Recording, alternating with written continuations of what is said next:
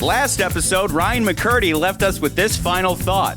Do we watch a Bond movie because we want to think hard or because we want to be entertained? Well, I welcome you to Die Another Day, McFace, where thinking hard is verboten. You don't just have to turn your brain off to watch this movie, you have to have a literal laser lobotomy.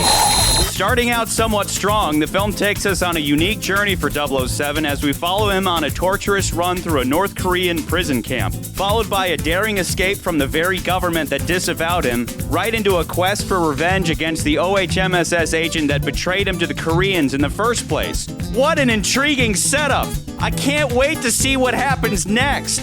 However, this is where the movie makes a turn for the worst. Not all at once, but rather slow and steady, and then all at once. From the moment Halle Berry's orange boobs come out of the ocean, tiny details begin to add up and snowball as poor decision upon poor decision begin to compound until you suddenly realize you've left the Bondverse and you've arrived in stupid land. The dumbness grows to cartoon-like proportions like ripples of the sea rising into a CGI tsunami. A wave of embarrassment that crescendos into a perfect storm of stupid, goofy, and tragic. To your shock, horror, and dismay, it hits you. You're watching a farce more defeating than any Roger Moore slide pigeon double take whistle fart death. You are in fact watching a bowel movement, something that started as an appetizing meal but has slowly turned to Pierce Brosnan, my heart goes out to you, big fella.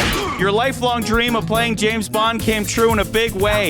But as you should have learned from every Bond before you, soon as you find yourself driving a motor vehicle on its side, you know the party's over. We're out of ideas, and it's time to hang it up. Even George f***ing Lazenby knew better than to do more than one Bond flick. You didn't get a poor send-off, you got an average send-off so far as James Bonds go. And that may be the secret message embedded within this film and the series as a whole.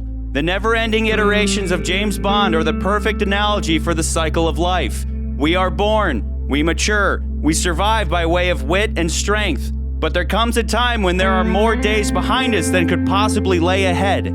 Time ticks away, sapping the glory from our precious achievements. We age, we grow soft, we get goofy, and ultimately somebody younger and stronger and better looking comes along to replace us.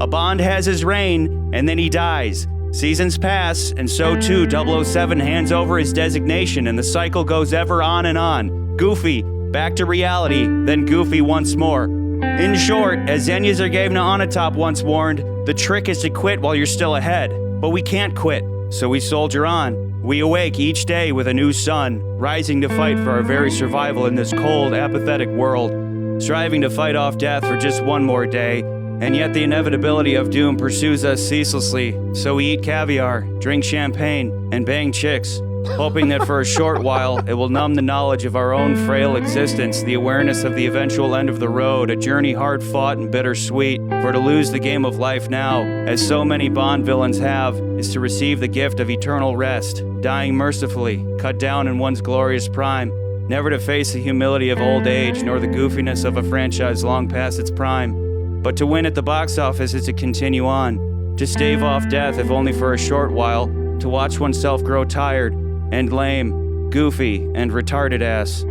James Bond, the man, the franchise, Michael, Barbara, you, me, and all who breathe, bitch, and bleed defeats death today, only to die another day.